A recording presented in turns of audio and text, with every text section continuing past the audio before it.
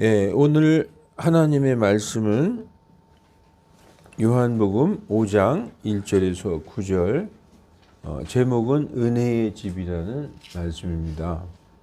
말씀 전하기 전에 기도하겠습니다. 아멘. 한 주 동안 잘 지내셨어요? 서로 인사들 나누시기 바랍니다.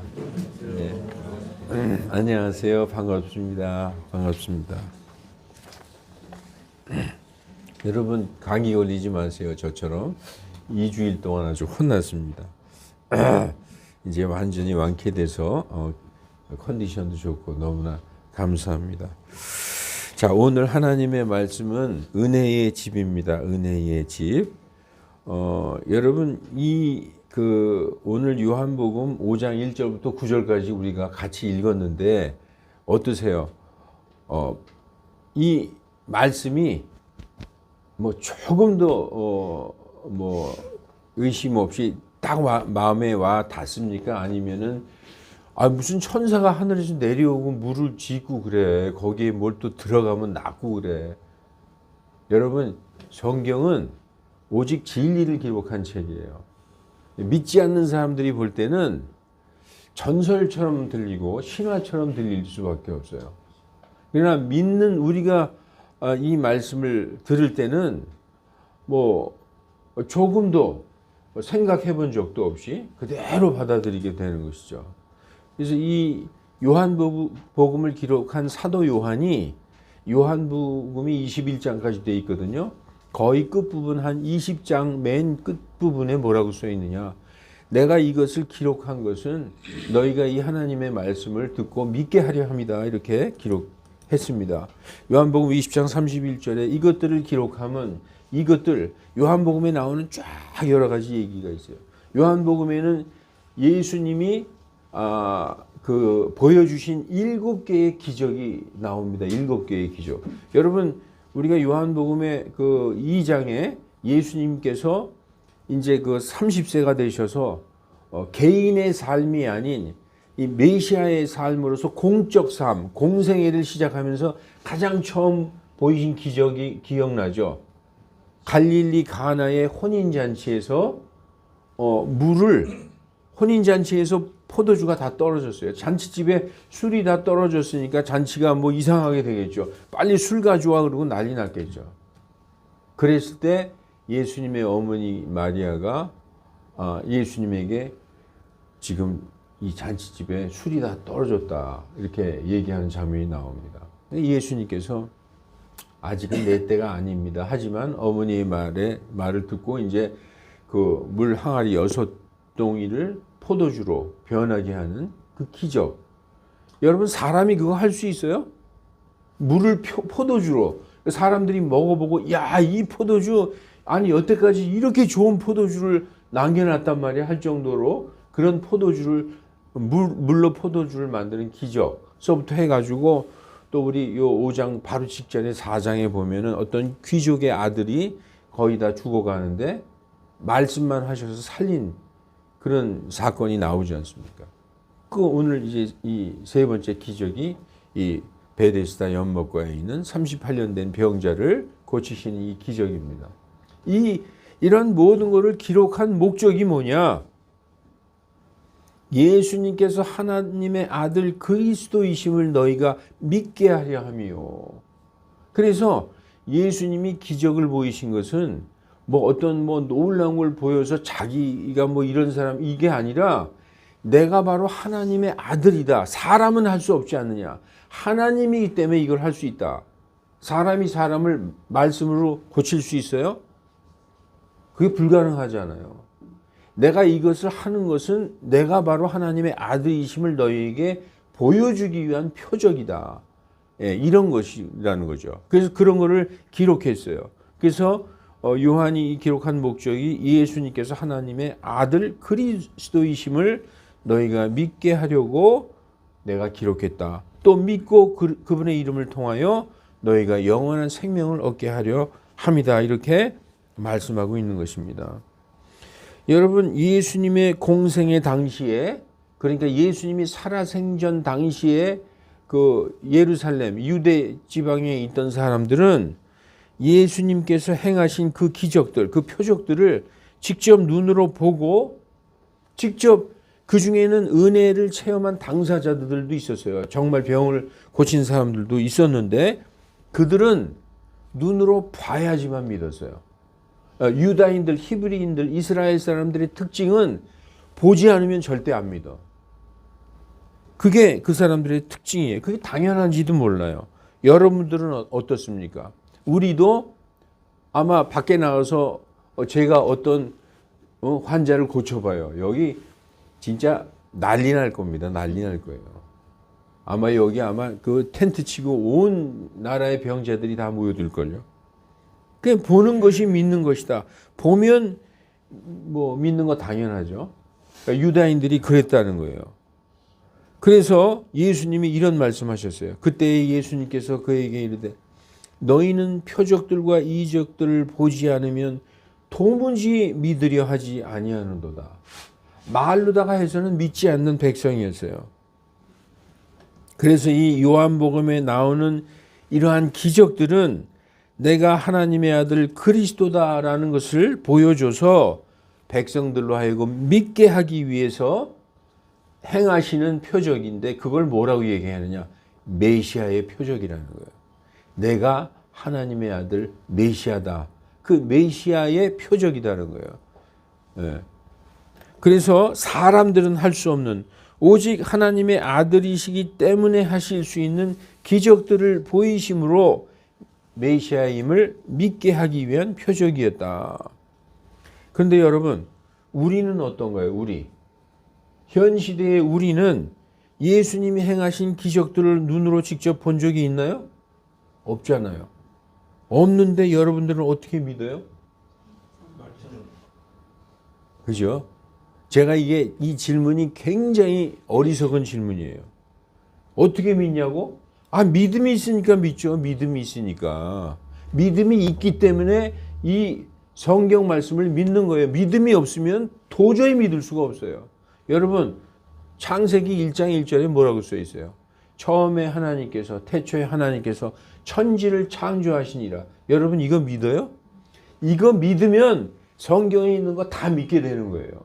그런데 아무리 성경을 믿어도 하나님이 무슨 말씀으로다가 천지를 창조하셨냐, 이거 안 믿잖아요. 그 다음 거는 안 믿는 거예요. 그래서 믿음은 처음부터 끝까지 다 믿는 믿음, 그게 믿음이라는 거예요. 그러니까 오늘 예수님께서 이 베데스다 연못에서 행하신 일, 이거 우리가 믿음이 있으면은 자연스럽게 그냥 어떤 조금의 의심도 없이 그대로 받아들일 수 있는 그런 믿음의 사람들이 되는 것입니다. 그래서 성경을 믿는다는 것은 어느 부분은 믿고 어느 부분은 안 믿는다, 그게 아니에요. 그래서 예수님 당시의 제자 중에서도 보지 않으면 안 믿는 사람이 있었어요. 예수님이 뭐라고 말씀하시는 줄 알아요? 여러분 아시죠? 예수님의 제자 중에서 도마가 빌립이 가서 우리가 성경에 우리 선지자들이 기록해 놓은 그 오신다고 약속했던 메시아를 내가 봤다. 그랬더니 무슨 갈릴리에서 무슨 그런 게 날 수가 있겠느냐 하고 안 믿었어요.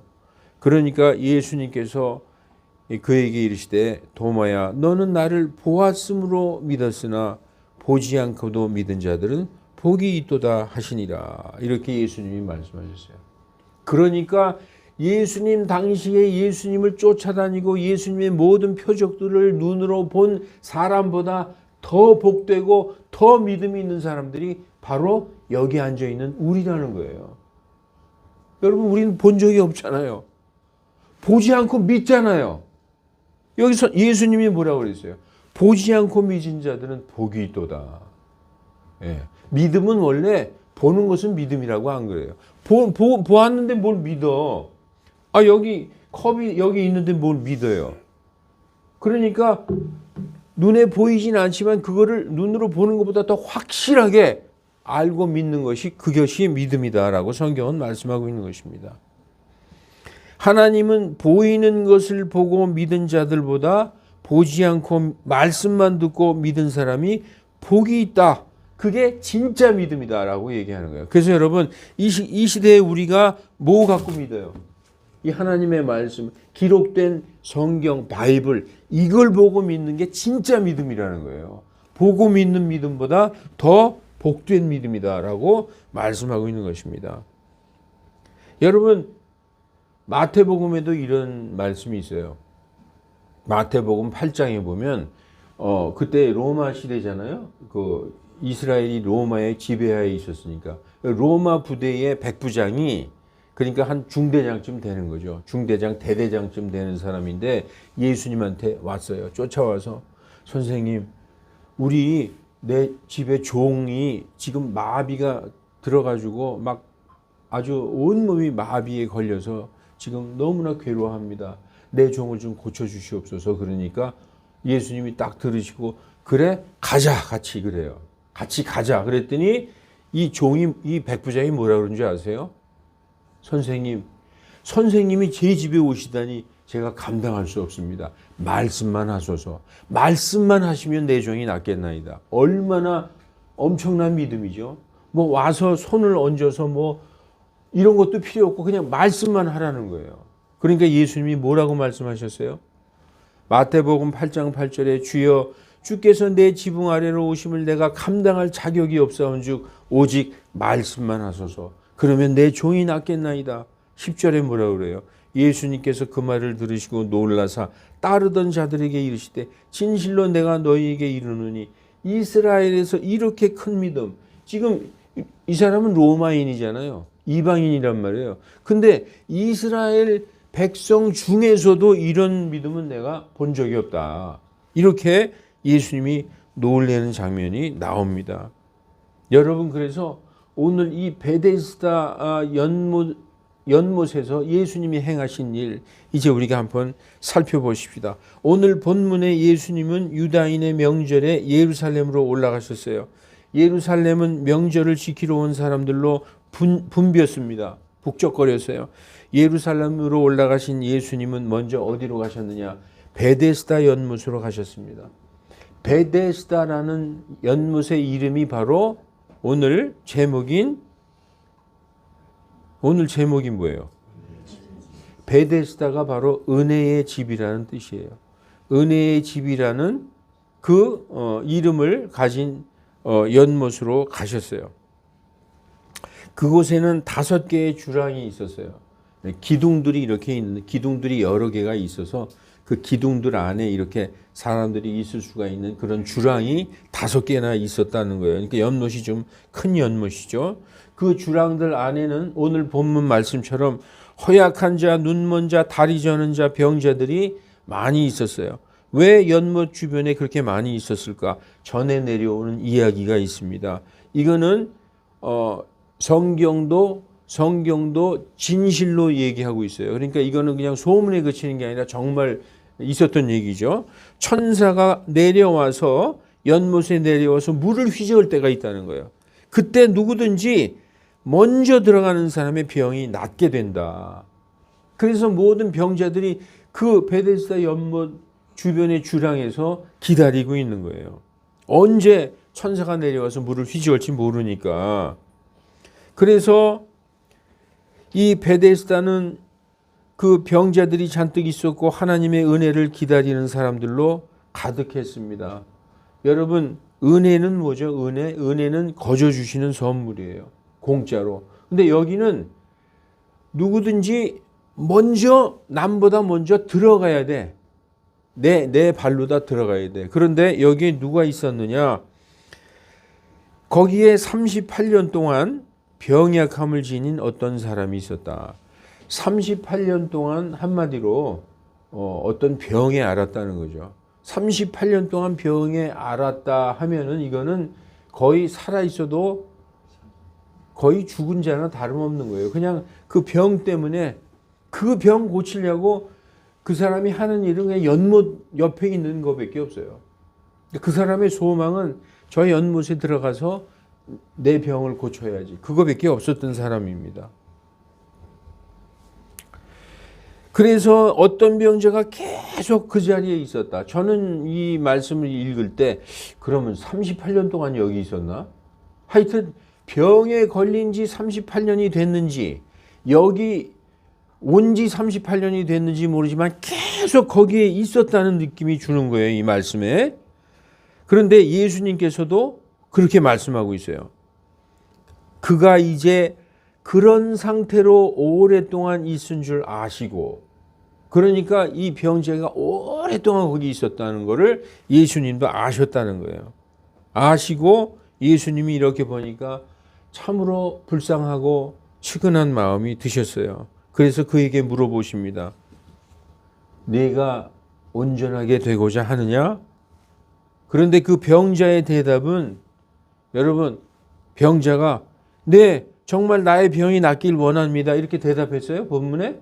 그게 아니라 뭐라고 얘기했느냐, 이렇게 대답했어요. 물을 휘저을 때 나를 연못에 넣어주는 사람이 없어서 내가 가는 동안 다른 사람이 나보다 먼저 내려가나이다. 그러니까 이 사람은 자기 혼자 걸을 수도 없는 거예요. 거기 내려가서 들어갈 수도 없어.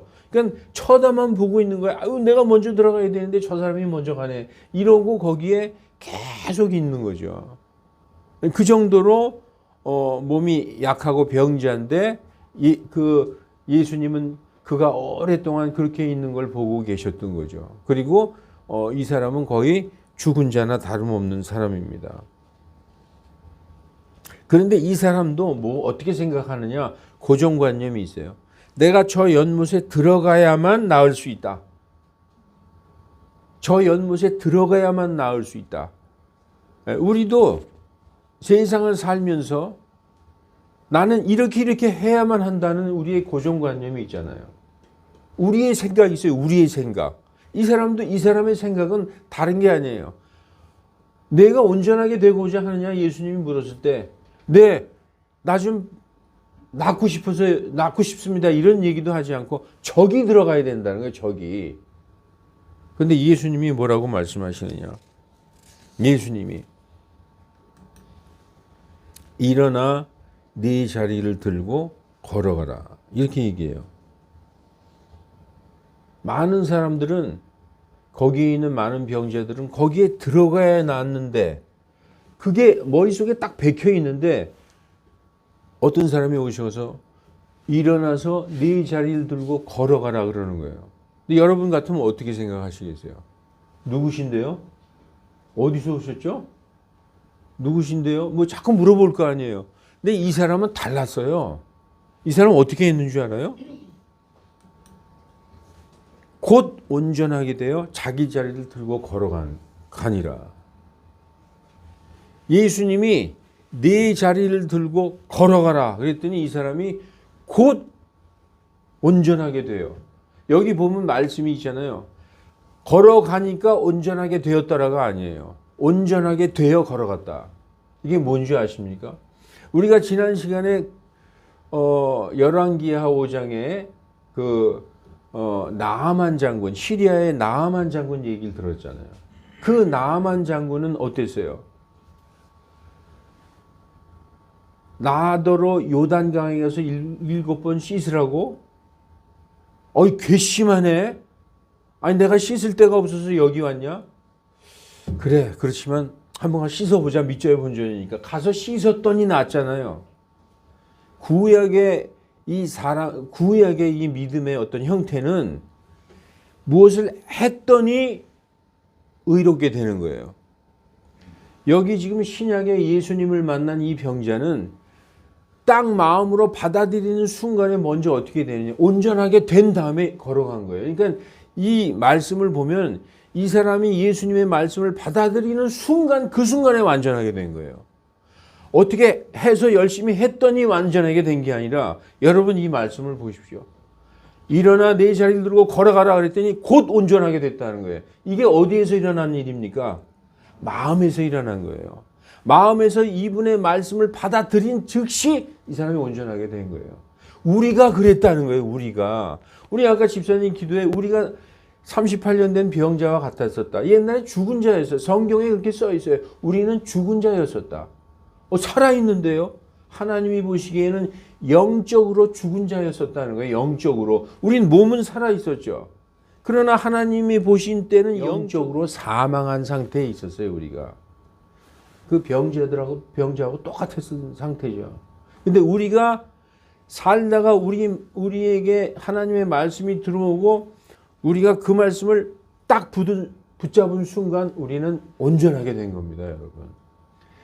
그런데 이제 이렇게 생각할 수 있어요. 열심히 교회 다니고 학습 받고 집사 되고 그다음에 뭐 권사도 되고 장로가 돼야 온전하게 점점 되는 거 아니냐. 점점 이렇게 그게 아니에요. 물론 틀린 건 아니에요. 우리가 예수님 믿고 구원받았을 때 성경에서 새로 태어났다고 그러죠. 새로 태어난 건 아기로 태어난 거예요.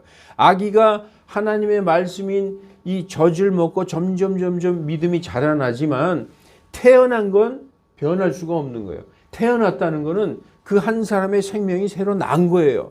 이 사람도 예수님의 말씀을 듣고 자기의 마음으로 딱 받아들였을 때 그 순간 이미 온전하게 된 거예요. 그래서 일어나서 걸어가서 한참 이렇게 하다 보니까 점점 나은 게 아니라 온전하게 돼서 일어나서 걸어가게 된 것입니다. 여러분, 이게 이 사람에게만 일어난 게 아니라 예수님을 믿는 우리 모두에게 이미 일어난 사건이라는 거예요. 이걸 잊으시면 안 되는 거예요. 그래서 흔들리지 말라는 거예요. 예수님의 말씀, 여러분 아까 예수님이 뭐라고 그랬어요? 내가 하는 이 표적을 보고 믿은 자보다 보지 않고 믿은 자가 복되도다. 우리는 무엇으로 믿었나요? 말씀을 듣고 복음을 듣고, 이게 하나님이 사람을 구원하는 방법이에요. 하나님이 사람을 구원하는 방법은 하나님의 말씀으로 구원하는 거예요. 그래서 이 말씀을 듣고 구원받은 자들의 이 믿음이 더 복되고 더 귀한 거예요. 보지 않고 믿은 이 성도들의 믿음. 자, 이제 이 사람이 왜 그러면 이 마음에 예수님의 말씀을 이렇게 받아들였느냐? 하나님의 구원의 방법은 세 가지가 있는 것 같아요. 여러분, 요 말씀을 들어보세요. 여기 앉아 계신 분들도 어쩌다가 그 아는 사람의 전도를 통해서 너 예수님 믿어봐라. 너 그럼 예수님이 너에게 모든 문제를 해결해 주실 거다 해서 교회에 온 사람이 있어요. 사람을 통해서. 또 하나는 살다 보니까 이게 뭐지? 이 인생이라는 게 이게 뭐지? 참 더덥구나. 그러니까 뭔가 철학적인 사유에 깊이 사로잡혀 있다가 내가 그러면 하나님을 믿어볼까? 그리고 자기 발로 오는 사람도 있어요. 그 유형이. 그리고 또 한 사람은 예수님이 찾아가는 유형이 있어요. 여러분, 오늘 이 베데스다 연못에 38년 된 병자는 예수님이 찾아가신 거예요. 어쩌다가 6월 그 예루살렘에 명절이 있어가지고 어쩌다가 베데스다에 가서 보니까 누가 있네. 그래서 어쩌다 고친 게 아니라 예수님은 그를 만나러 갔던 거예요. 여러분, 우리가 그 누가복음 19장에 그 뽕나무에 올라가서 예수님을 보려고 키가 작은 삭개오가 올라가서 예수님을 막 보려고 그러잖아요. 예수님이 일부러 여리고로 들어가셨어요. 일부러 여리고로. 왜냐? 여리고에 나를 기다리는 그 삭개오를 만나러 가신 거예요. 삭개오야 내려오너라 하신 그 예수님은 삭개오를 알고 가신 거예요. 그러니까 여러분 중에서는 하나님은 어떤 방법으로도 우리를 구원하시는 거예요. 왜냐? 창세전에 자기의 자녀들을 이미 알고 계세요. 창세전에.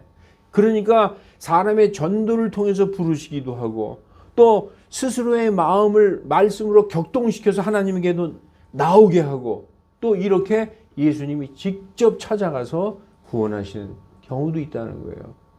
삭개오가 그랬잖아요. 네. 이 베데스다 연못에. 그래서 이 성경에 여러 번 나옵니다. 예수님이 직접 찾아가시는 게. 그래서 여러분, 이렇게 오늘 이 구원받은 병자는 마음의 상태가 거의 죽은 자와 같았어요. 가난할 대로 가난해져 가지고 소망이라고는 오직 저 물이 움직이길 기다리고 물속에 들어가는 것밖에 없었어요. 그 사람의 소망은 무슨 돈이 필요한 것도 아니고 뭐 배우자가 필요한 것도 아니고 맛있는 음식이 필요한 것도 아니에요. 전 시간에 우리가 들었던 나아만 장군도 그 사람이 명예가 있고 그 나라의 2인자였지만 그 사람이 필요한 게 뭐예요? 그 사람은 나병 환자예요. 오직 자기의 자존심 다 내려놓고 나병을 고치기 위해서 자기 것 다 내려놓고 왔습니다. 그래서 낮아질 대로 낮아진 마음에 말씀이 들어오게 되는 것입니다. 여러분들도 저도 그런 경험을 느꼈지만 이 마음이 아주 낮아질 대로 낮아져서 성경에서 뭐라고 표현하느냐? 심령이 가난한 자, 그리고 자기를 낮추는 자, 이런 자가 하나님을 만난다는 거예요. 그래서 낮아진 자의 마음에 말씀이 들어올 수 있고 그 말씀이 들어오는 순간에 새 생명을 얻는 것입니다. 그래서 예수님이 뭐라고 말씀하시느냐? 예수님이 가장 기뻐하는 스타일이 어린애 같은 사람이에요. 어린아이. 어린아이는 뭐냐 하면 가식이 없어요. 가식. 우리가 나이 먹으면서 우리 자신을 이렇게 되돌아보세요. 얼마나 아주 머리 쓰느라고 이 머리가 너무 아프죠. 머리 쓰고 재고 그리고 머리가 바쁘게 돌아가는데 아이들은 안 그래요. 순수해요. 그래서 아이들은 잘 속아요. 있는 얘기, 사람의 얘기를 그대로 믿고 누가 속이면 그대로 쫓아가는 거예요. 어린아이처럼. 그리고 자기를 드러내지 않아요.